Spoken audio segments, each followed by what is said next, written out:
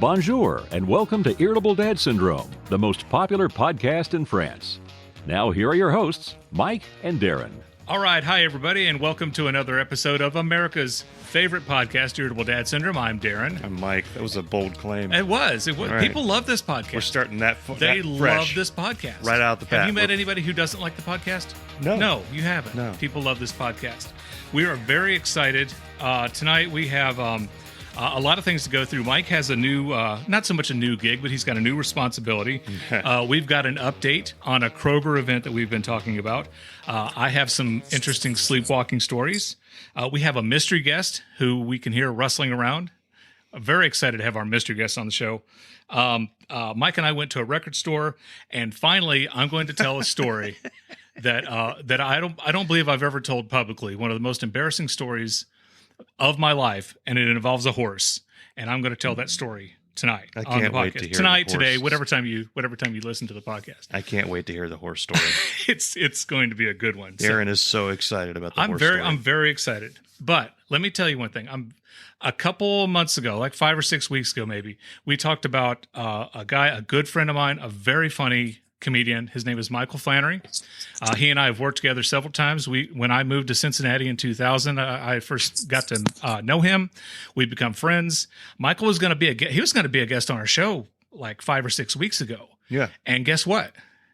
He got the COVID. You talk about excuses. That's probably the best excuse. Well Exactly. done. I mean, come on. But I'm happy to say that he is feeling better. He is at home. He's off the ventilator, and he is our guest for this episode. Michael, how are you? I'm doing all right. Very good. Yeah, sorry I missed the show earlier. I was forgot I had scheduled a medically induced coma. Michael, But, those things pop up. how long were you on the ventilator? 6 days. Okay.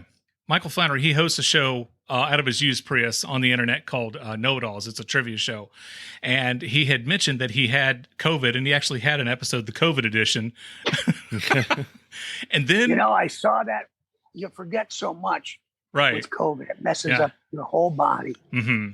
And I came back and I flipped on my iPad and I saw Know-It-Alls, the COVID edition. I thought, what the heck did I do that for? And it was the next day I went to the hospital. Yeah. But it was, but it had questions about wearing a mask and stuff like that. Too. Right, So right. It wasn't as bad as I thought. Right. So just let me say, I'm so happy that you're on the positive end of this. I know you've got a long way to go, but how rough was it? It wasn't rough for me per se, because I went to the emergency room and they sent me home, and my oxygen was real low. And then I had a anxiety attack. Right. And you really can't breathe. Mm-hmm. So back in the car, had a oxygen thing on my finger. And we get to the door of the emergency room again. And my wife says, he's having trouble breathing. And the lady on the other side of the glass says, have a seat. And then I held up my finger to the glass with the pulse thing on there. Mm-hmm. And the oxygen was 65. Wow. She said, come with me. Yeah. Yeah. And they took me back and put me on oxygen. And I think that's when I did that video about wearing your mask. Yeah. Yeah. That video went kind of viral, didn't it? Kind of. Yeah.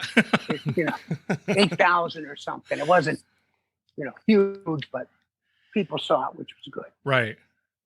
Well, it just shows how much people care about you around here. Oh, that part was amazing. Yeah. Yeah. I was under for 6 days, Mm-hmm. and a lot of it you forget because the drugs they give you are amnesiac, so you forget typically with that. But the disease inflames your lungs, your brain, your muscles. That's why I couldn't walk when I got off. Oh, wow. And they told me they were ready to give me a trach when they took me off the ventilator. Most people need to have a trach. Right. I didn't get one of those. Okay. My voice is hoarse now because of the tube that was in there. Mm-hmm. You know, they put a hose down there, and I think they used a garden hose. And they didn't put a nozzle on, because the nozzle would have been sloped. So they went And it to would've been more They went to Home gradual. Depot and got the special Yeah. there. Yeah. And they used just, you know, and they had the metal thread. So pushing that between your vocal cords and pulling it back out. I'm kidding. Yeah. No, I know you are.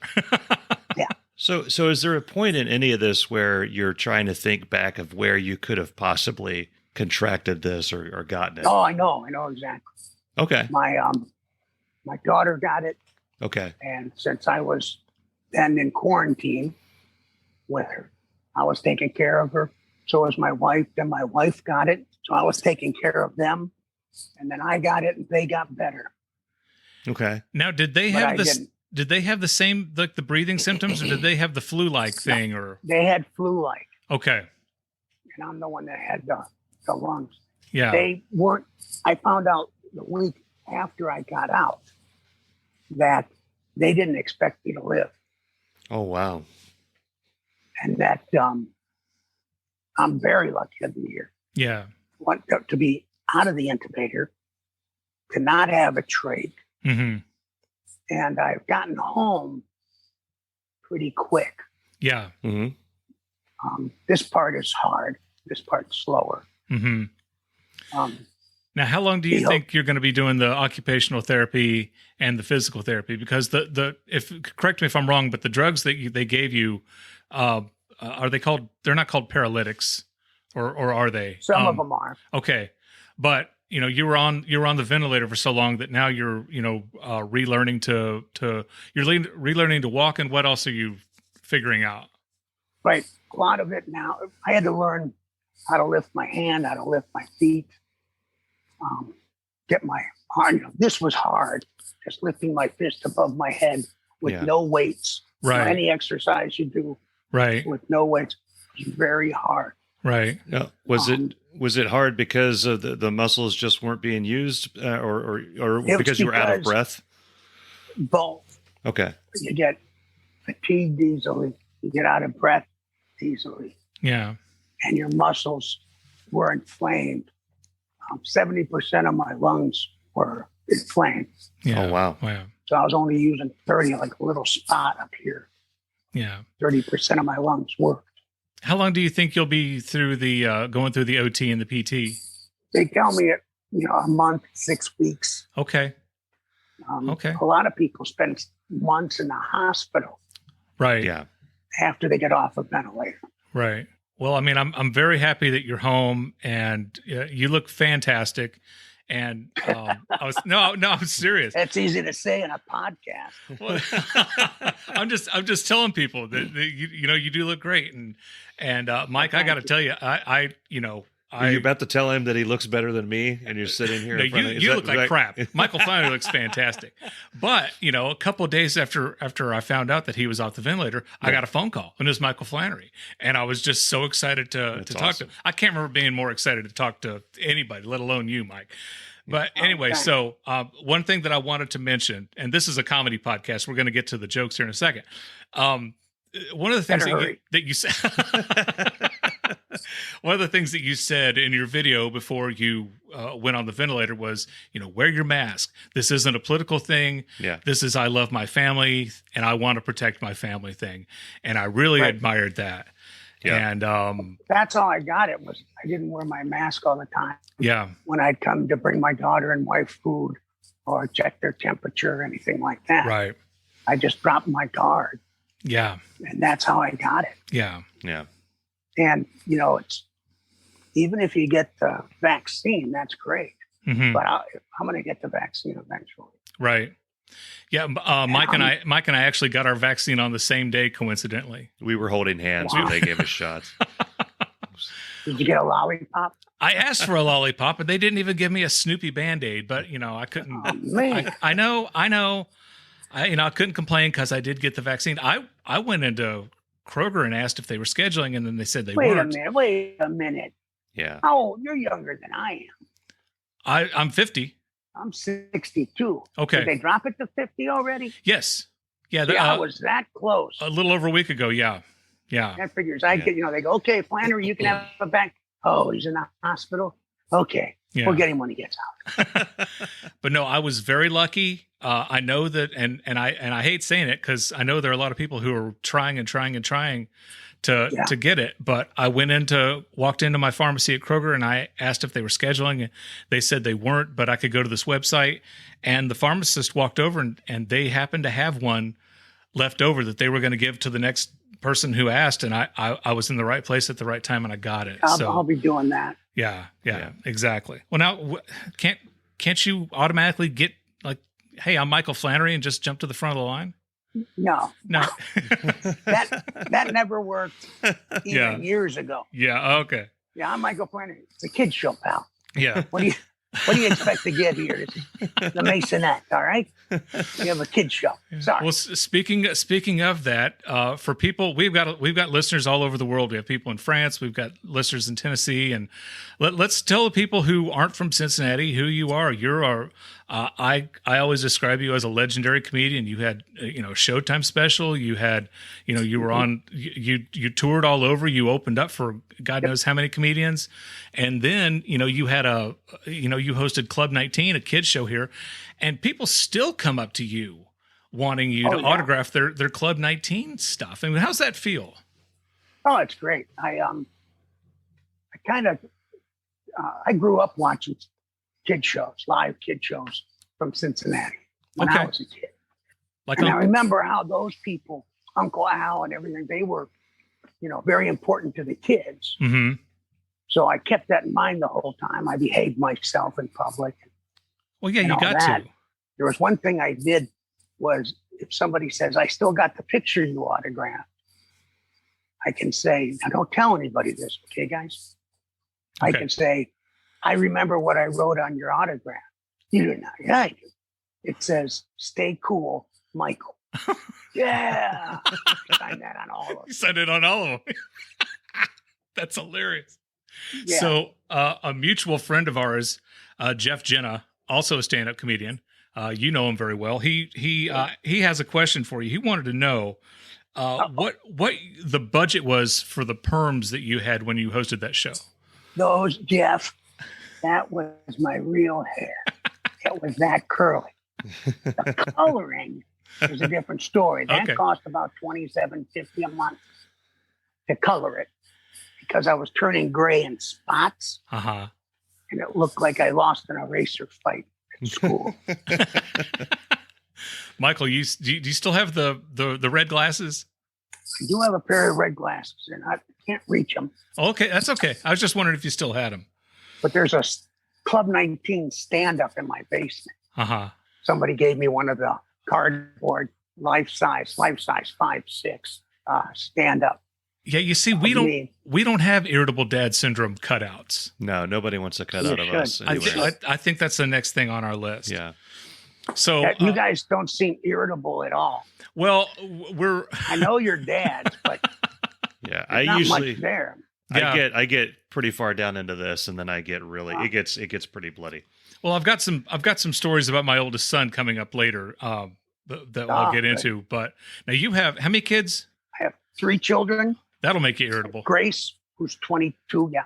Uh-huh. Noah, who's 17, and Bridget, who's 18. Okay. Grace and Stacy have both had COVID. Mm-hmm. Noah lives at UC on campus. He had no problem moving out of the house whatsoever. There was no crying or tears or I'm going to miss you. Uh-huh. It was, he was gone. Get me. We don't see him much. Right. Now, Bridget's the only one that hasn't gotten a shot or anything, mm-hmm. but she's 18. So out of instinct, she stays away from her siblings and parents as much as possible. Right. And is in her room anyway. That's just the DNA of a teenager. Right. So she's safe too. Right. Well, Michael, let's tell some people about your comedy career. And it's not like you used to. It's not like you used to have a comedy career. You still. Yeah. How many? You do. It brought me all the way here to Westwood. How many shows do you do a year now? 4. Yeah. Shut up. Real fun. I do more than you. That's all I know. That is true. That is absolutely true. Now, I got off the road when I met my wife. Mm-hmm.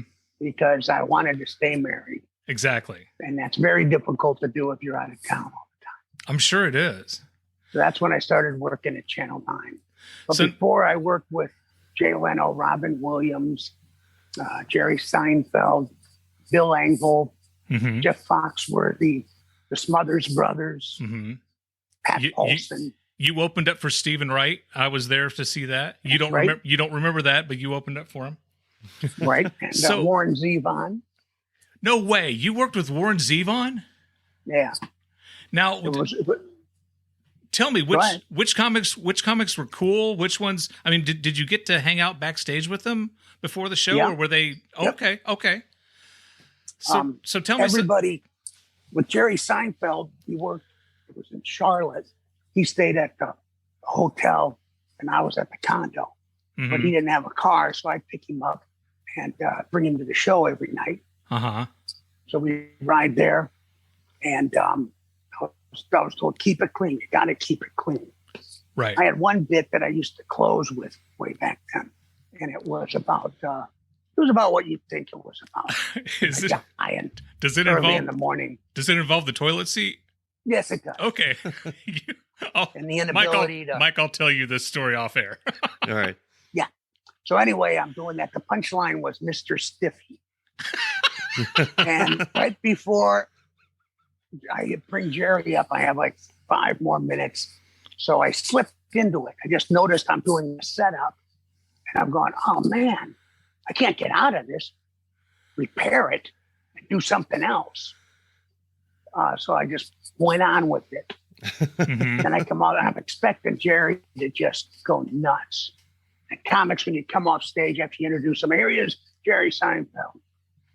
He comes up on stage and then you walk past each other and shake hands. Mhm. And then he goes to the microphone. Like, did Mr. Stiffy, you know, Jerry Seinfeld. And he comes walking up and he's shaking my hand and he's laughing. He grabs my hand and leans into my ear and he goes, Mr. Stiffy? Nice. And laughed again and walked on. So that was good. Mhm. And So- at the end of the week, you get paid. You go into the office of the club manager. They give you your check. You sign it. They cash it. Put the cash in an envelope. And you head out and send in the next comic. Mhm. I went in first, gave me my money. I think it was $600 for the week, which was pretty good.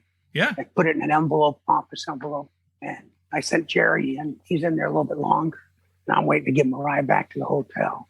And he comes out with a manila envelope. And it was like bulky, bulging. Uh-huh. And I think he got $10,000 for the week. Oh, wow. Wow. Yeah. Wow. But he was real nice. Robin Williams was great. Mm-hmm. He was downtown at the Taft and I was at the Red Dog and Steve Caminiti opened for him. And he calls me up and says, hey, Stretch, I'm going to bring Robin Williams to the Red Dog Saloon. And I'm thinking, yeah, sure you are. You know, there's like 5 people in the audience. Uh-huh. So I get off the phone and the bartender says, oh, that's Caminiti. Says he's bringing Robin Williams here. So she calls all of her friends on the strip there, on all the other bartenders. And soon the place is packed. Mm-hmm. And Robin Williams walks in. He comes up on stage, does improv with us. It was very cool.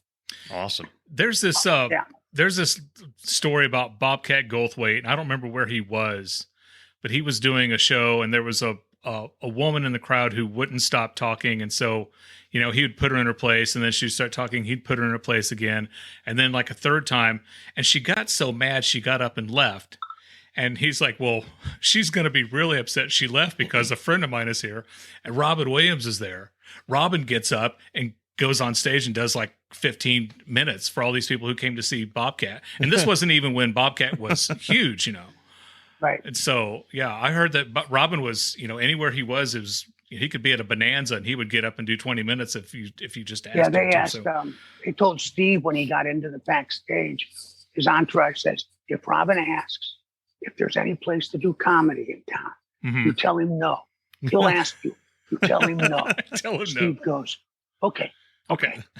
Robin Williams comes walking up and goes, hey, is there any place in town? Yeah, my friend Michael's north of here. He'd be glad to have you up. Oh, that's Cool, hilarious. we'll go. So they gave him a ride in a limo and didn't give him a ride back. Yeah. Now, are you still good friends with Drew Carey? I haven't seen him in a long time. Mm-hmm. We exchanged some tweets not long ago. Mm-hmm. Drew's a great guy. He lived down the hall from me in Mhm. LA. I had an apartment now, but he got me the apartment. Right. And this was when he had his first show, which was called The Good Life. And he wasn't the star of it. He was part of the ensemble. Right. Yeah. It was a John Campanera show. When you have COVID, you hallucinate. I I understand. had the worst kind you can have. Okay. And with the drugs and the steroids they give you, Yeah. oxygen, Yeah. I was seeing things 24/7 for a week Okay. after I got off. Yeah. Bugs. Nurses came in. I talked to them. They left. They came in again, and I said, "Hey, when you were in here before, I asked you, what did you mean?" She goes, "I haven't been in here before." Mm. Well, you So stuff like that. you got on But at one- Facebook and tweeted a few things. So Yeah, I was telling people I was intubated twice, and I wasn't. yeah. It's just, you wouldn't believe how real this stuff is. Yeah. Yeah. I just thought it was. Anyway, at Well- one point, I'm seeing logos of old TV shows in my room. Yeah. Like Soul Train, the train that's rocking in the Oh, smoke. I remember Soul Train. Yeah, the graphic would start in a corner and then come up and zoom into my face and go away. And there'd be another one, The Dating Game, Merv Oh. Griffin Show, Uh-huh. No, wow. all these old shows. Logos. I'm like, if you're going to Coming at me. hallucinate, that's the way to go, I think. Oh, that Yeah. one was, this one I could talk about. The other Right. one, no. But the last three Mm-hmm. that came at me were The Drew Carey Show, Mm-hmm. The Price is Right, and The Good Life. All right. So you're all Yes. all hallucinations about Drew Carey. Yeah, those three were Drew. And I had even forgotten the name of the first show. Yeah. Before I go, I can't talk real long. I understand. Get tired doing anything. Yeah. But I want to thank everybody who's listening, because when I was in the coma, everybody I found, when I got out, I found all these people had prayed for me. And people I didn't know. I got a stack of cards this thick, most of them from strangers. Mm-hmm. People saying they're praying for me, churches, prayer groups. Yeah. And that's why I got out of the coma. Absolutely. That's why I survived the thing. Yeah. And all of the words of encouragement Yeah. is what gave me the strength to fight the rest of the disease. Yeah. It's a terrible disease. And the doctors told me, you got to fight this if you're going to, come out of it. Yeah. And that's what you have to do. And Awesome. just thank you to everybody, all the people who I've never met, and you prayed for me and you sent me words of encouragement. And I just want to say thank you to everybody. I really appreciate it. Well, Michael, everybody loves you. I love you. You're a great friend. You've been very good to me over the years. Every single time I've had any type of project, you've jumped on it. You were on my at-home video Christmas special. You helped me perform That in was Mike's fun. backyard. All the great gigs. All the great gigs. But thank you so much for being a guest on our podcast. Yeah. Thank you Mike, very, he very says much. he loves me, I- but he never asked me out again. No. He ghosted me. Yeah. At one time we went out, had fun. I thought I was pleasant to be with, but he That's- wouldn't call. That's how he is. Yeah, winter happened. Hold on. The Winter adults, the adults are talking. He does the same thing to me Wow. all Yeah, the time. Darin. See how it goes. Yeah. See how it goes. So- See how it Yeah, goes. yeah. I feel dirty. But see, now you get to turn the camera off and go back to your Yeah, and life. I I've still got to gotta sit in the room with Mike for the deal rest with of the him night. for another hour. It's ridiculous. No, thank you. Gotcha. I'm tired. I'm tired. Gotcha. I can't stay. Gotcha. Yep. Thank you for coming Thank on, you, Michael. guys. Michael, thank you so much. Continue to get better, and I'll call you. All right. All right. All right. See you, Take buddy. care. Thanks, guys. Bye. See ya. Bye. How about that? Just- Michael Flannery on our show, a great guy, fantastic guy, good friend. I've mentioned on the podcast before, I got my professional comic debut was because of Michael Flannery. He was doing a show at a place here in Cincinnati called the American Sign Museum. And it was him, Jeff Jenna, Homer Shadowheart. Yeah. And he wanted one more person. He had seen I had done an open mic night, and he saw it, and he says, "Hey, Darin, you want to come do some comedy with me?" And I said, "Absolutely." And it was one of the greatest nights of my life, and that was because of Michael Flannery. So Michael, that's so awesome that he was on here. I can't believe it. Yeah, that was really cool. That was really cool. I really like Michael. I think he's hilarious. Yes. He, the times that I've seen him perform, I'm dying laughing. Right. My favorite line is whatever he yelled at the neighbors. Right. Over here. Right. I was concerned that he caught COVID from my bush. I'm glad that he didn't. I'm glad that we have it recorded. Right. That it didn't come from my bush. Right. That a random squirrel didn't bite him. Right. And cause that horrible disease to befall him. Yeah. So thanks again to Michael Flannery for coming on. Thank you very much. We interrupt our program for a special announcement. Congratulations to Chris Michael, Irritable Dad Syndrome's Listener of the Week. This has been a special announcement. And we're back with Irritable Dad Syndrome. I'm Mike. I'm Darin. And you're listening to Irritable Dad Syndrome. Okay. So, we just had our third guest. Third? Second.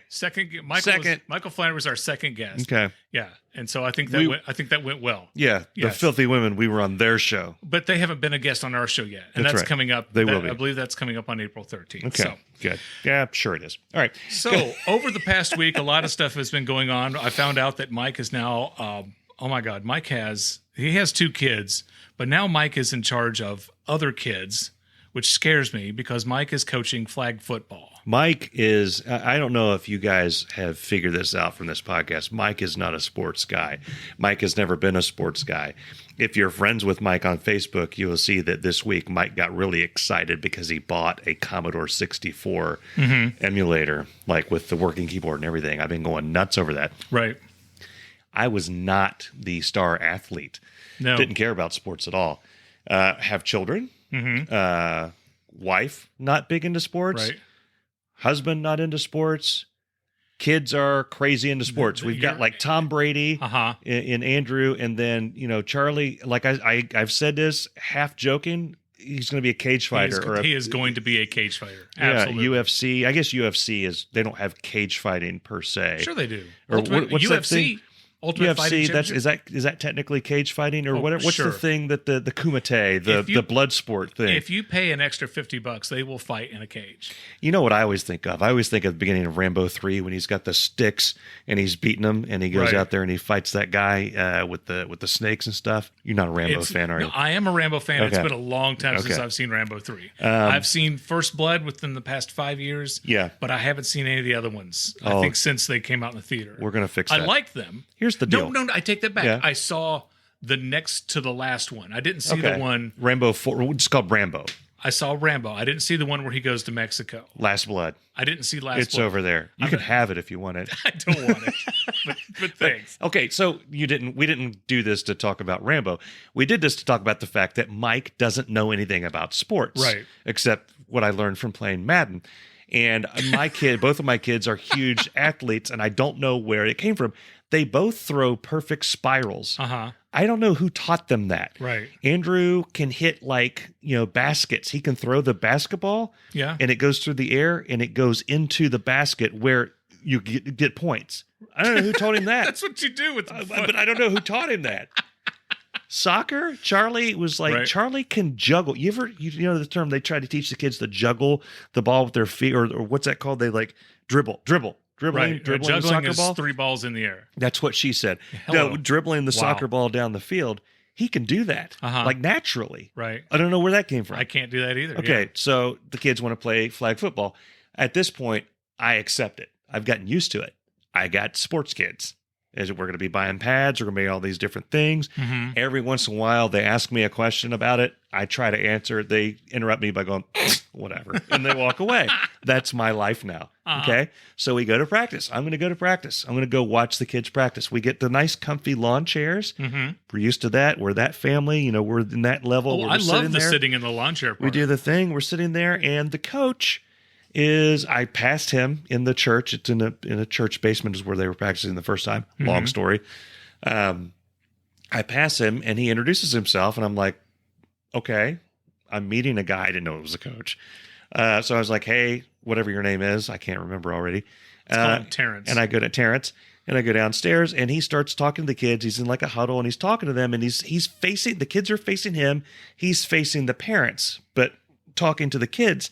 And he says, as we go through drills and we do different things, Coach Terrence may need some help. And he looks up and locks eyes with me. Oh, dear God. And I try to look away a little bit, then I look back, and he's looking back at the kids, and he says, parents, we didn't really ask anybody, outright, but we could use some extra assistant coaches. Again, locks eyes at me. I'm not the only guy there. Right. And I'm wearing a record store hoodie, my Everybody's Records hoodie. I'm wearing that. And a Tool shirt, because I'm always wearing a Tool shirt. I'm wearing a Tool shirt right now. Yeah. So Bess ribs me. And then I'm like, what are you doing? Right. Because if he sees me react, it's like he sees me react, he's going to call on me. It's like that. It's like I'm in the school and he's trying to, they're asking the question. I don't know the answer. So I look down at my feet and I'm like, no, I'm not. I'm going through this whole thing in my head, and he keeps pointing. He keeps giving these hints, and he keeps looking at me. Finally, he's out there, and he's clearly having trouble with these kids. Right. Okay. He's a great Mike coach. Involved. And so Bess is like, Bess leans over and says, get out there and help him. I'm like, I'm just going to make things worse. I love the grit teeth. Get out there. So I walk over, and I'm like, hey, you might need some help, Yeah, thank you. Right. Take these 5 kids over there and do this thing that I explained that you totally weren't paying attention to. Right. That has something to do with football that you don't know anything about. Take them over there and do that. So I put the kids in charge, because one of the kids is a neighborhood kid that's over here all the time. Right. And I'm like, well, this is a cool group, because I feel like I can direct that kid more directly. Right. These other strange kids, I don't know them. I don't know their parents, but this one kid, I've told him enough times, put that down, go outside. No, we told you to go back outside. Right. No, okay. Yeah. 1 glass of milk and then you're done. So I'm used to that. He's used to you being the authority figure. Used to me being that way. Coach. And he was okay. I'm sorry. Every time I hear you and the word coach together, it just makes me strikes terror through my heart. I get through this practice. They had another practice the Saturday or Sunday, whatever day it was. And we go again, and now there's mud out in the field. It's outside. Yeah. And Bess says, so are you gonna do practice today? And I'm like, no. What do you? Right. No. Right. That was a one-time deal. He was lost track. Right. He was having trouble with the kids. Right. One of the other dads that eventually got up. By the way, I was the first dad to get up and go help the coach. The other dads got guilted in. Did you get a lollipop? No. But I got bragging rights. I got the ability to say, okay, I was the guy that got up. You other losers. But at the time, I thought that meant that on the next practice, I wouldn't have to get up because I already put my time in. Right. Wrong. So then I decided I got to go pee. And there's a porta potty way across the field. But the field's muddy, so you got to walk all the way around. I spent a long time walking to the porta potty. A good long time. And a good long time coming back. Yeah. And Bess didn't miss a beat. Are you going to go out there and help? Well, I guess I am. Right. So I go out there and I help yet again. And yeah, I'm learning the kids' names. I'm learning which kids are like beasts that want to just run and go, and which kids are, take a little bit more coaching. And so I'm starting to like it, but there's still that problem of I don't know what I'm doing. Right. So like he was explaining. Well, clearly he doesn't either. No. He knows football though. So he's explaining to the kids what these different things. And as he's going through, he's showing them what X's and O's mean on the little, the football thing. Right. And he says, O's are for offense and X's for defense. And I couldn't suppress it. I was like, oh. I never knew that. Huh. I always thought it was like tic-tac-toe. I knew they were different sides. So if you get 3 in a row, that's a touchdown? Yeah, but I didn't. And I'm thinking the inventors of football, when they had the chalkboard there, it was like O's for offense. Well, what's defense? D's? Nah, make it an X. That played in my head. Yeah, you would think D. Yeah. Well, maybe D looks too much like an O. He starts showing a kid how to throw the football. He's like, grab it on the back, and I saw, I think it was a Charlie Charlie kind of looked over at me because that's totally not how I told him how you throw a football. Right. And I just like, listen to your coach. Listen to that coach. Right. Him. He knows. That's hilarious. So now, I'm an assistant you're a flag football coach. Oh, dear Lord. See, I don't know how you do it because I would not have the patience for it. I don't do well remembering names. Yeah. So every kid on the team would be Billy. Yeah. Billy, throw the ball to Billy. And then run it through the thing. Because I don't know anything about football either, but I don't have patience. Yeah. Especially I don't because either. a lot of kids are kids are crazy. Okay, kids are insane. And I remember when my oldest son, both my kids hated soccer. So why did we do it? I don't know. But we signed them both up for soccer. Yeah. So my oldest one would sit there and play with the grass, or he'd play with the net. Yeah. Or when they would sit him out, he was famous for, he would take his bottle, his water bottle. All right. He'd pull the thing out of it, the squirt thing. I hate He'd those. put it in his mouth. Yeah. And he would sway his head back and forth. Well, that's just what you bottle. do. And so all these other dads are standing on the sideline. Come on, Timmy, get in there and kick the ball and go, go, go. And I'm going, get the bottle out of your mouth.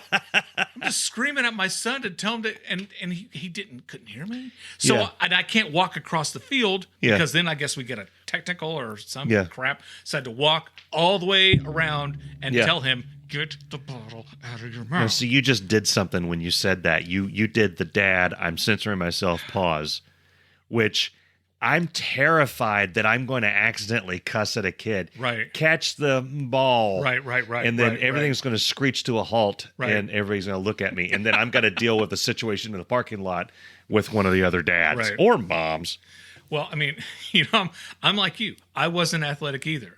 I didn't play football or baseball or I eventually. You seemed like you would have played baseball. Really? I look like a baseball player? You seem to be like an ex-baseball player. Okay. Like if you told me, I played baseball in high school. Yeah, I was in the minor leagues. Yeah, we played for the Dayton. I was Dragons. The mascot in college. I would believe you. No, I could totally be the mascot. Yeah, I'd be fine with being the mascot.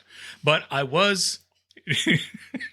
Okay. I was on the wrestling team for 3 years. Okay. What, really? Okay. Yes. So I was right. You did do something. I did do, but there should have an asterisk. All right. I had the worst wrestling record of anybody who ever went through my school. Ask me how many wins I had. How many wins did you have? 1.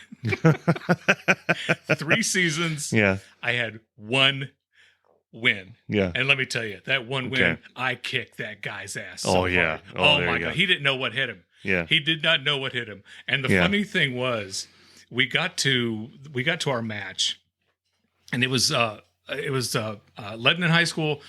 I went to Lebanon High School, and I think it was Marion High School. Yeah. We were wrestling against Marion, and my teammates found the guy who was in my weight class, and they were over near him, like, oh, he's got to wrestle Darin, and and they were like psyching this guy out, trying to psych him out, and I had never won a match ever. And that's the one you beat? And that they psyched him out? I just went out there and just cleaned the floor with him, and then for the remainder of a year and a half, just got my ass kicked. Well, what's funny is, so I've worked in TV since '93. Yeah, and I have lucky enough to have won 3 Emmy Awards. And I remember when I won my second one, I'm like, well, I now have twice the amount of Emmy Awards as I have wrestling wins. So now I have 3 times the amount. But not athletic at all. I know fans of the show look and they're like, Darin looks like he would be very athletic. There was a period there where I got into relatively decent shape just a few years ago, and then I let it all go again. And it was during that period that at my work, we had hired somebody new, and we were talking, and I mentioned something. This topic came up, right? And I said something like, "I'm not athletic. I didn't play any sports in high school," and the person said, "Really?" And to this day, I don't know if it's a really because you look like you did, or really, no. It's obviously you didn't. Right. I think it's the latter. But maybe. I don't know. I didn't learn how to throw a football until I was I don't know, 25, 26 or something. I just learned Saturday. Saturday, okay. Yeah. Yeah. Well, it's good to know how to throw if you're coaching. If you're coaching is you really don't have to know much. You know the old joke. I hate this joke because Bess used to be a teacher, and not because of that, but it helped. Those right who at home. do, those who don't. Yeah, that teach. thing, Yeah, and all yeah. you need to know to be a 5th grade teacher is more than a 4th grader. Wow. Those are you've heard that one before. I hate, but it's true in coaching. When you're coaching like little kids now, Right. high school or middle school, there's Right. no way in hell Right. I'm walking out there with a bunch of middle schoolers or high schoolers. No, but to a bunch of 7, 8-year-olds, yeah, I'll show you how to throw a football My because you're not youngest- going to remember it anyway. Yeah, my youngest son hated soccer. It was time to go to soccer, and he's like, I don't want to go to soccer. I don't have to go, and whatever. Yeah. And we would go out, and he would go on the field, and like 2 minutes later, he'd come up, hey, Dad, can I take a break? I'm like, but you've been on the field 2 minutes, buddy. Yeah, yeah. And then he'd sulk and get back Yeah. out there, and it's like the kids are all 20 feet away from him, and he's just, they're running. He's walking in the general Yeah, direction, yeah, and then they'd go, and But he would get pissed because he had to turn and go. he's that putting the direction. work. He's doing just enough to avoid PT. He's gonna be pissed because Yeah. but he hated it. Well, then like the next year he says, I think I want to do soccer again. I'm like, no, Yeah. we're not doing Yeah. soccer again. And he says, but Dad, it was fun. I'm like, it's like the only thing you like. I said, did you like playing soccer? Yeah. He goes, well, I liked everything except all the running. But that's all soccer is. I said, the only thing you liked about it was a snack. I mean, I'll get you a snack if you want a snack. He goes, oh, can I have a snack? So I got him a snack, and we stopped talking about it. Yeah. I was in buddy league basketball for I think it was 3 years, maybe 2 or 3 years. And in that entire time, I scored 0 points. Right. I shot the ball once. Uh-huh. And that was a minute after the game was over. And I missed. Yep. So, Yep. yep. So there's our athletic history here on the old Irritable Dad Syndrome podcast. Yeah, I did. I mean, I did take the Taekwondo as an adult, but I'm not going to talk about it. We'll save that Right. for another Okay. episode. That's when I met you at the YMCA. Is it really? Yeah, the first Was time I I- met you, you were taking Andrew to the Y to the Taekwondo. to the Taekwondo. Yeah. Wow. Or Taekwondo. Wow. So did you think I was like some sports guy, or were you like, what's this freaking No, guy I doing? thought that seems like a nice guy taking his kid to Taekwondo lessons. Boy, was I Were wrong. you- So. This portion of the Irritable Dad Syndrome podcast is brought to you by Bone Suckin' Mustard. It's not mustard unless it's Bone Suckin' Mustard. Don't Google it at work. Trust me. Bone Suckin' Mustard. We're talking serious. Well, anyway, we have a request for a story, and this comes from Steve Farrell. Okay. Winter is over. We've just started spring, and as we tell people every week, we record the show a week in advance. Yeah. But spring has sprung. First day of spring was 2 days ago. Yeah. Yeah. But the winter, every time we have a bad winter storm, it reminds me, and I should have told this story when it was snowing. Yeah. but I forgot about it. Yeah. Again, this was a story request. This is a topical show. This is a request. So when I lived in Tennessee, I worked at a TV station. Now I'm not going to mention this reporter's name. Oh boy. Okay, but we had Oh boy. a kick-ass blizzard. I mean, we had a major blizzard. Power was out in Johnson City for some people like 11, 12 days. My power was out 8 days. Okay. Okay, so people were really, if you didn't have a wood stove or something, you were hurting. Yeah. So one of our reporters goes to interview a guy who is selling kerosene heaters. Okay. Okay, and she is with a photographer named Mac. And so she goes in and she asks the guy, the first question she asks him is, she says, so tell me about these kerosene heaters. How do they work? And he says, excuse me? She says, I mean, what do they run on? And he says, Okay. they run on kerosene. Yeah. She says, I know they run on kerosene, but what, do you plug them into the wall? Okay. Yeah, in the kerosene socket. And the photographer looks and goes, would you stop it? You're embarrassing me. She goes, well, I'm not from the North. I don't know these things. She was from Florida. Now, granted. Yeah. Okay. Okay. In comparison, Yeah. Tennessee is further north than Florida. Yeah. But it's not a state that you would call the North. Usually when you see documentaries about the Civil War, The Great North. and they talk about the Great North, it's not Knoxville or Nashville. No. Yeah. So anyway, thanks for that request, Steve. So Mike. Oh, here we go. A few weeks ago, we were talking about our favorite grocery store, Kroger. Yes. They have a bar. Yeah. We were talking about having an event at the Kro-Bar. Do you have an update on that story? Yeah. Okay. Yeah. Okay. So I don't know if you know this. The whole Kro-Bar event thing has been slightly tongue-in-cheek. And the more I talk about it, the more people seem to want it to happen. Mm-hmm. Oh, I can't wait. Okay. My brother-in-law is thinking of visiting. We're thinking about going to the Southern Culture on the Skids show. In and Columbus. I told Bess, I was like, well, we should, if he's going to come out this way, let's go ahead and have the Kro-Bar event sometime around then. Well, we should go to the show in Newport then. Well, it's longer drive for him. So he's already driving 5 hours to get here. I don't want to add another hour onto his trip. I don't Or another 3 hour or 2 hours. If you go to Columbus, it's going to be further away than going to Newport, Kentucky. Not for him. Whatever.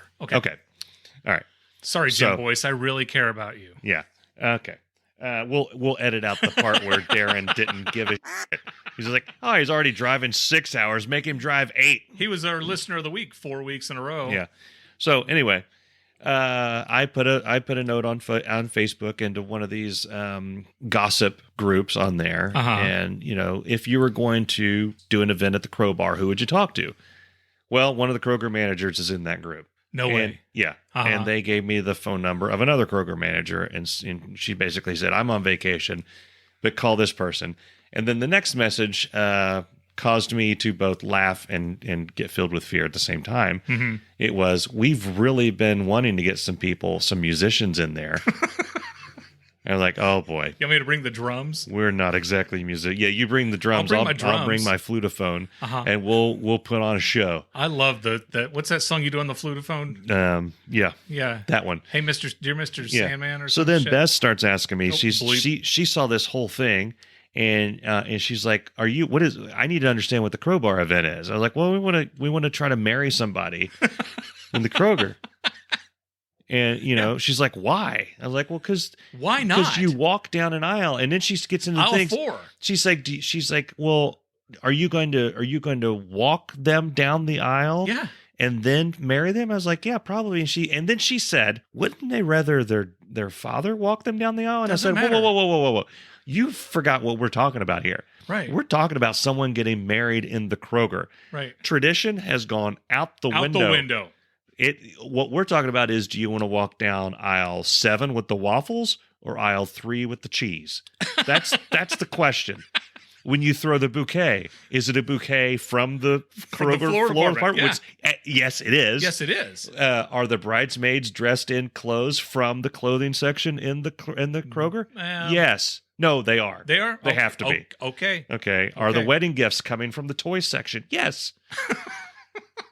If you're in the middle of the Kro-Bar event, you could buy one of those pancake griddles. You run out of cheese, you run out of crackers. Head on over. It's on the back. Go get it. Right down the back. Come on back over into the Kro-Bar event. Yeah. And originally it sounded to me like just a funny thing to talk about. It's actually starting to take form, and I'm really starting to get like a twinge of hope that they're actually going to go for it, because, like I told Bess, we're an international show. Yes. Okay. They're going to get some exposure from this. I think CNN's going to come down and do They may. Yeah. They may. Yeah.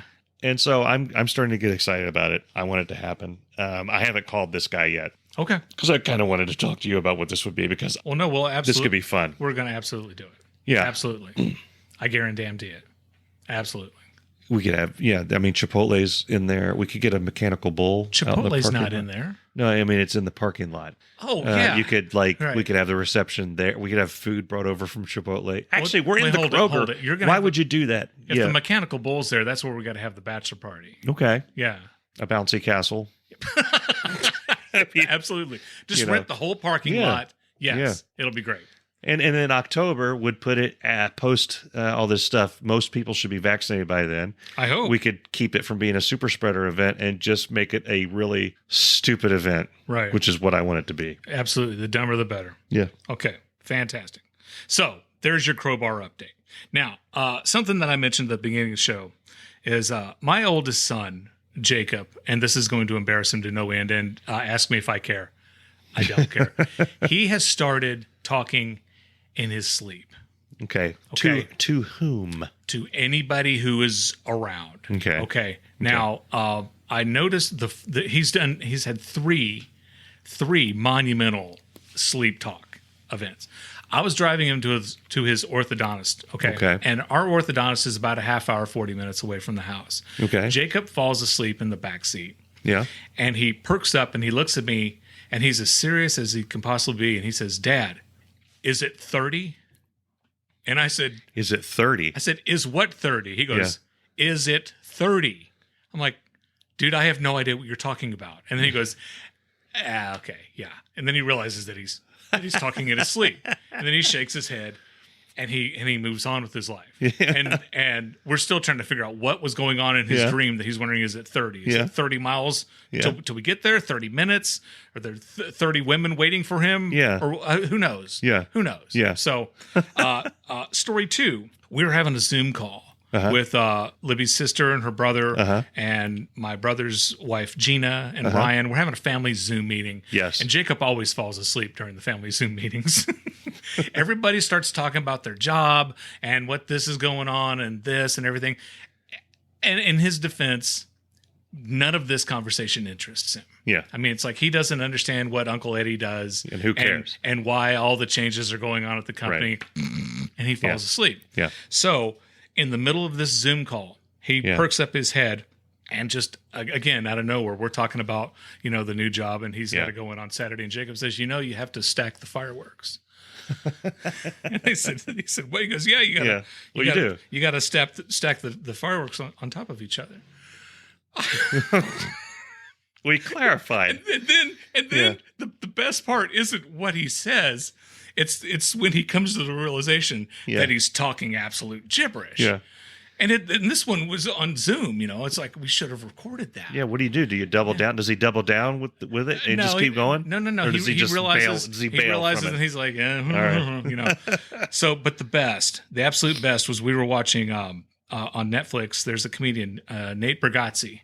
Okay. And if you haven't seen Nate Bargatze, I haven't. Oh my God, he is absolutely hilarious. All right. And his routines are 100% clean. You can watch it with the whole family. Okay. Andrew and Charlie and Bess will absolutely love it. Okay. So we're watching Nate Bargatze, and Jacob fell asleep. I'm really selling this well. Yeah. The comedian was so funny. Jacob fell asleep through it. So Jacob wakes up, and Libby looks at him. She says, "Honey, are you asleep?" He goes, "No, I'm not asleep." She goes, "Are you sure? You look like you're asleep." No. A is the I'm watching the show. A is the youngest layer. Yeah. Like sediments, fossils. And I just paused it. I'm like, what in the hell are you talking about? A is the youngest layer because of sediments and fossils. Yeah. And Nate Bargatze isn't talking about anything that involves fossils, soil, the earth, even like feet. Yeah. Nothing that would be involved with that at all. Nothing. Can I ask you a question? When they're sleeping, because you asked if they were asleep or not. Have either of your kids or both of them slept with their eyes open, like Gandalf in Return of the King? That would be creepy. Both Andrew and Charlie have done that. Right. Laying on the couch, eyes like half open, and just like they're watching TV. But then you look and you see the pupil, and then you see like white. And then the pupil, and then white, and it's just creepy. Yeah, I would not. So we thought it was just an Andrew thing, and then when Charlie got a little bit old, Charlie came along, and then he did it as well. So something in our genes, in our family, there's some gene that allows you to sleep with your eyes open. Right. Now I'm concerned that I do it, because how would you know? I don't know. They don't know that they do it. I would think that your eyes would be very dry, wouldn't they? You would think, but they don't seem to. They don't seem to feel know. any ill effects. Yeah. But Well, it wouldn't be fair to Jacob if I think, what's funny is because now it's happening to him. Yeah. It used to happen to me all the time. You would talk in your sleep. Oh God, I've got some legendary sleep talking stories. Lord, I would think that falling asleep Libby would be like, thank God he's gonna shut the hell up for 8 hours. But then you just keep going. No. There's 2 legendary stories of me with Libby. One night I fell asleep and I looked at her and I said, do you like this? And she says, Do I like what I said? Do you like my water dress? And I'm with my hands, I'm like, like Vanna White. Yeah. Like, all this could be yours. Do you like my water dress? And she starts laughing so hard that it shocked me awake. And then there was one other night where sound asleep, and she swears it's true. I looked at her and I said, I'll tell you what, if I could buy a Wookiee, I'd get one. And I did the Wookiee sound, and she laughed so hard she woke up other people in like other apartments near us. So anyway, the next time Jacob has another sleep talking story, I'll be sure and share it right here on Irritable Dad. Oh, yeah. Yeah. Oh, yeah. So you guys should have came along with us the other day, Saturday. Usually Mike and I see each other on Tuesday to record this podcast, but we couldn't get enough of each other. We got in the car. We drove down to Everybody's Records. Everybody's Records. And the reason everybody has a record. As I said, well, everybody who's ever had a record, that record is on sale. Yeah. In Everybody's Records. They have literally everybody's records. They have everybody's records. It's insane. Yeah.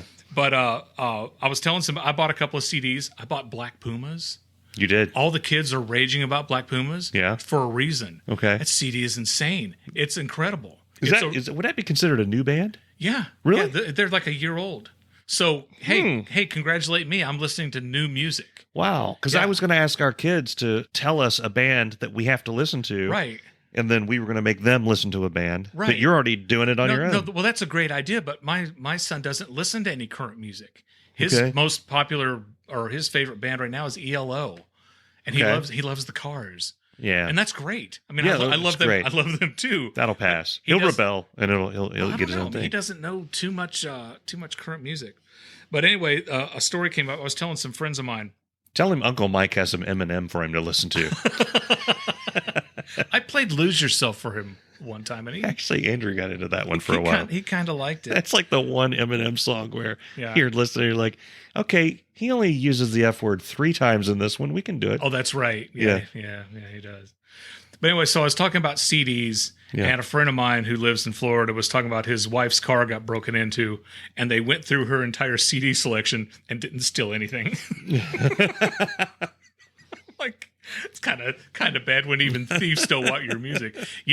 Michael Flannery, when we were doing the show in your backyard, he brought out his comedy CD, and it turns out he was just holding it up so he could read the jokes that are on the back because he forgot what he was supposed to do in his routine next.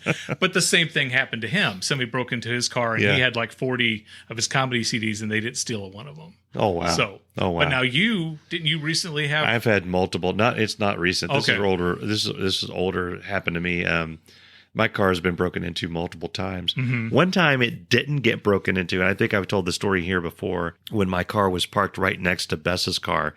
And not only did I have all my CDs out, I also had about $20 or $30 of cash laying on the front seat. Mm-hmm. They didn't, and the door was unlocked. They didn't take any of that stuff, but they broke Bess's window to her car and took the stereo out. But I did have my car broken into once, and my briefcase stolen. I had a nice, like a briefcase my dad had bought me, like one of my first job things. And here's what was your job where you had a briefcase? It like the older generation, the boomers, you got to have a briefcase when you have one of those fancy like office jobs.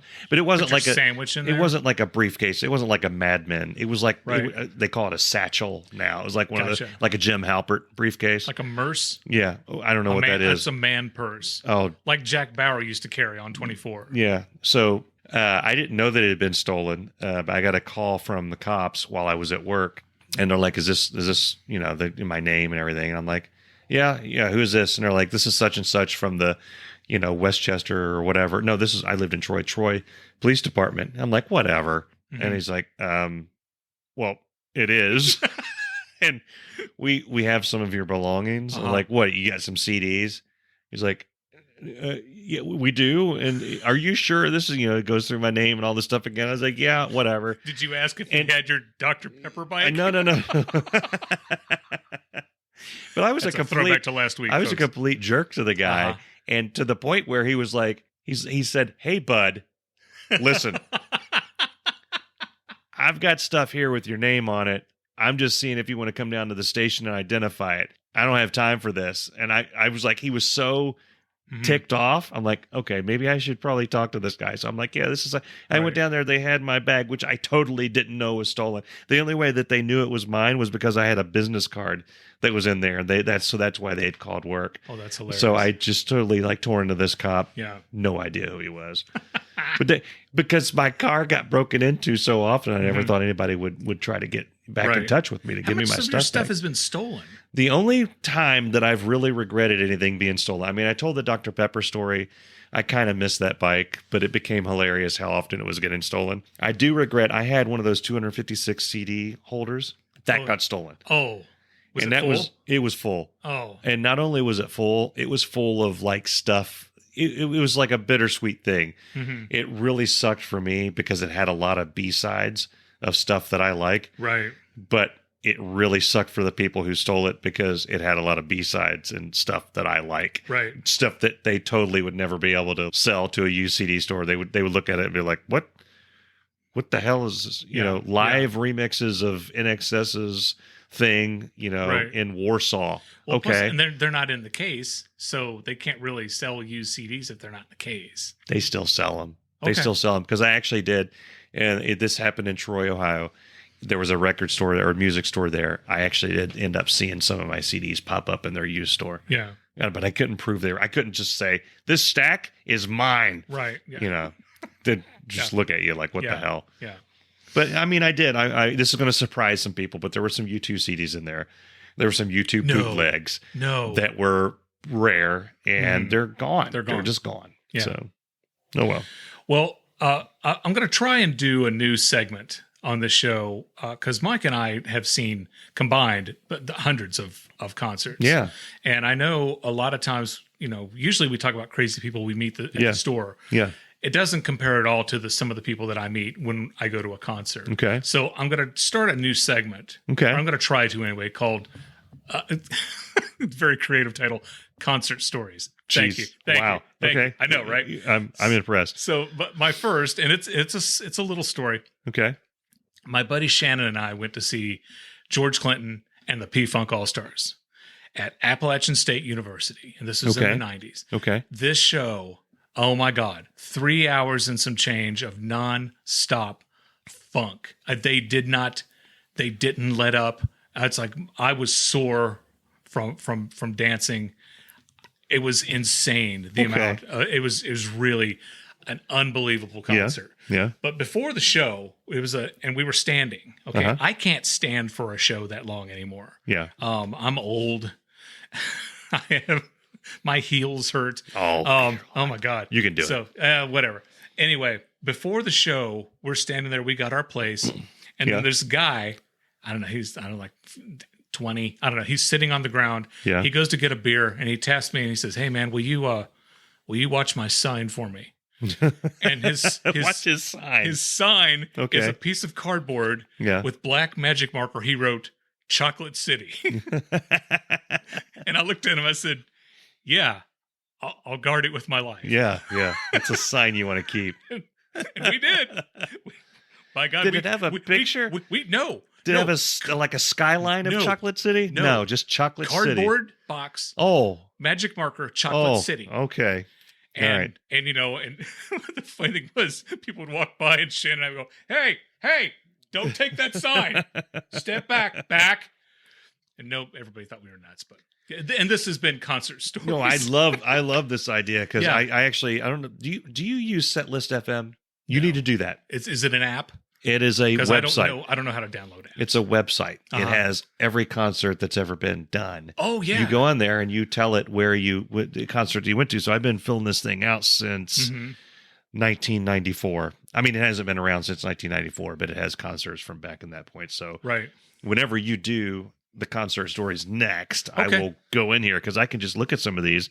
There was actually one I got reminded of. This is real quick. Okay. This was in 2005, September 30th in Cleveland. Me and Jim Fancher went to go see Oasis, and Jet was opening for them. Do you remember Jet? Yeah. Jet was like a cross. Are You Gonna Be My Girl? Yeah, they're like a cross between Oasis and AC/DC. If you listen to the rest of their CDs. Okay. Yeah. So we went there. We were excited to see both bands because we love both bands. So we went to get in the beer line. All right. as soon as we get in the beer line, Jet comes on stage. So we can kind of see them from where we are, Right. but we can't.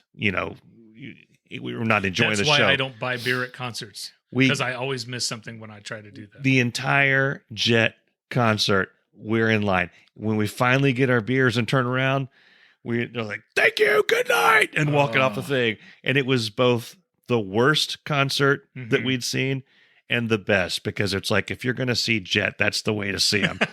You're standing in the beer line waiting for your beer. Yeah. And they're broken up now. We can't ever see him again. Right. And then right into Unless the crowd just, fans demand a Yeah. reunion show. right into Oasis. And this Right. is when, Oasis, they're broken up now, but this is when Liam Gallagher was in his whole thing. Mhm. He came out in a trench coat, and for the first 2 or 3 songs, he's just standing in the trench coat staring at the crowd, which we had the discussion before, Yeah. which artists are and which ones aren't, Yeah. and which ones do you appreciate them Michael being that Stipe way. from REM was Really? yes. Really? He was such a jerk when Okay. I saw him. Every Yeah. time I talk about going to see REM, Yeah. everybody chimes in and says, "Oh God, I saw them and they were absolutely amazing." The time I saw them, easily one of the worst concerts I've ever Really? seen. They were Okay. phoning it in. Oh, he man. did not want to be there. What tour was it? This was Losing My Religion. So out of Really? time. Out of time. Oh, When they were okay. at their Yeah. yeah.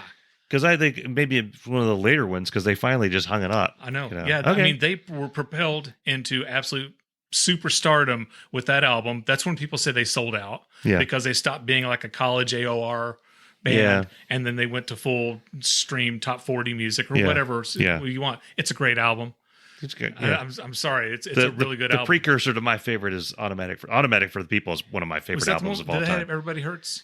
Yeah. Okay. Yeah, that is a And great. yeah, Man on the Moon and But yeah, Michael Drive. Stipe was such a jerk. So. Night Swimming, where Yeah. that has the line, "They cannot see me naked," Right. which I'm waiting for the questions from the kids. What's he talking about there? Every time that song comes on. Thank you, Michael. Yeah, there you go. Yeah. All right. Well, we're coming to the end of the show, but before we do, I want to hear this story. I'm going to tell.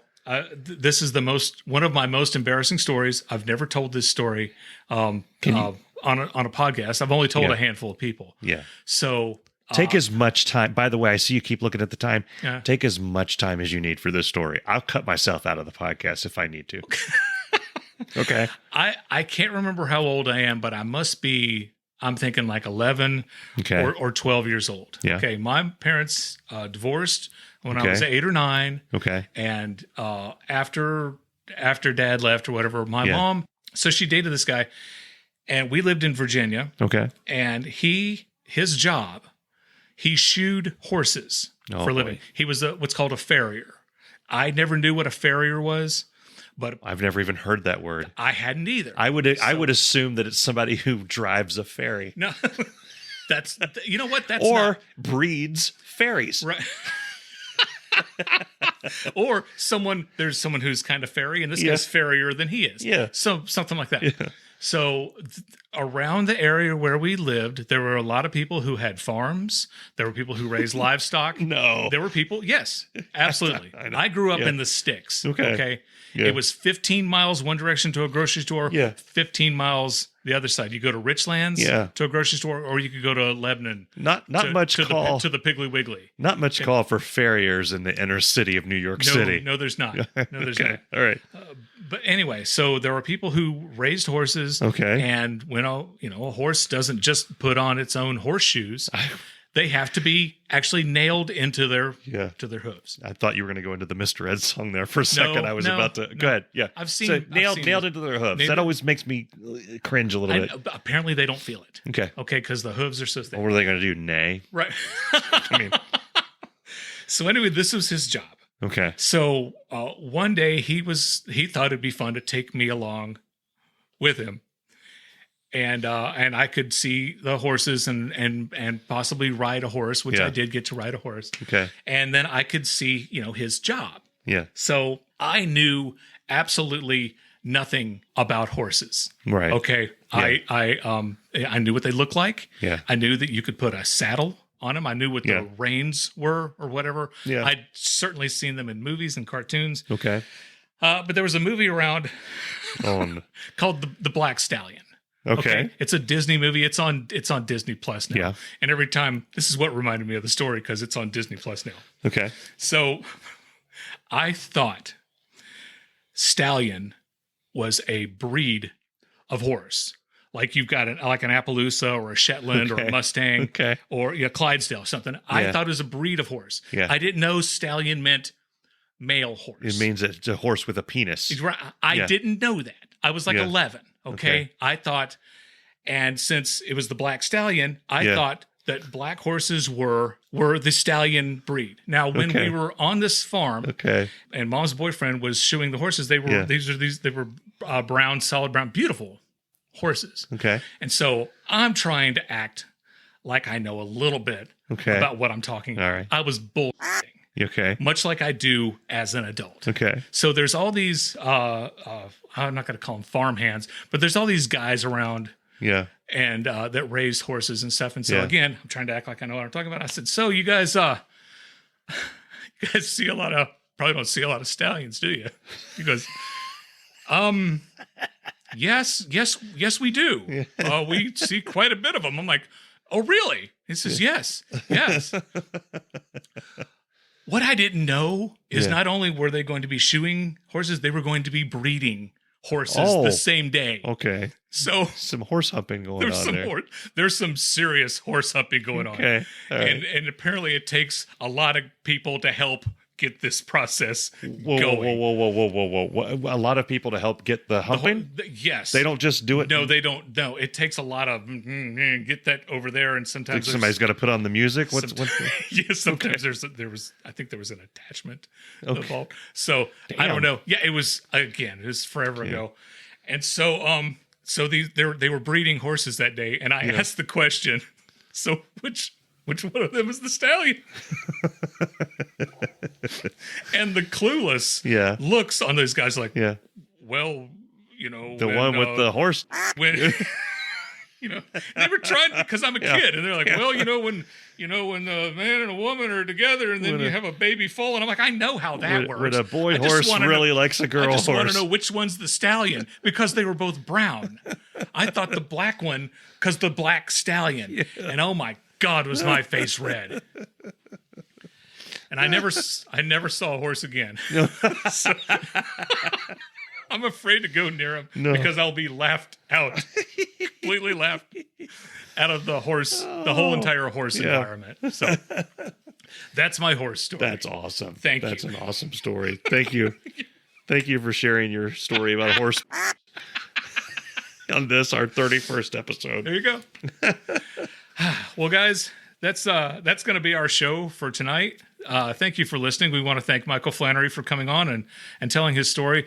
And you know what? Michael is, he's still recovering from COVID. I want to mention that our good friend, listener of the show, Andrew Gibbons, he is currently in the hospital with pneumonia due to COVID symptoms. And so, Andrew, if you're listening, we hope you feel better.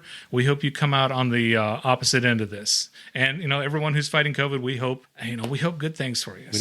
So we absolutely, we want to thank all of our listeners. We want to ask you, if you're not already, please subscribe to us. Follow us on Facebook and the tweeters. On Instagram. On Instagram. Yep. We have a Patreon. There's some cool little things on there, including the ability to vote on the episode titles. So when we get around to coming up with horse-themed names for this episode, you can vote. You can vote on which title intrigues you the most, and we'll take that into consideration. There's some drawings for merchandise. There's all kinds of little things in there that are neat. And you know what? We will take suggestions on, if you see other things that you think would be really cool to add in, just drop us a line. Our email address is WTPHNN. Where the podcast has no name. Yeah, where the podcast has no name. So whatever those just the letters. Are. Mike made the most difficult. Yeah. Just go. Well, there was a time when the podcast didn't have a name. See episode 1, and then if you're a new listener, please do not see episode 1. Just look at it, but don't listen to it. Go to irritabledadsyndrome.com. Everything is there. All the links to the tweeters and all those things. Previous episodes. Our emails. We actually have a mailing address that I haven't checked in like 6 months. Oh, I'm sure the box is overflowing with fan mail. It's got to be. It could be. Yeah. Or, yeah. So that's it. Thanks for listening. Thanks a lot. See ya. Thanks for listening. Check out previous episodes, cool merchandise, and sexy photos of the hosts at irritabledadsyndrome.com.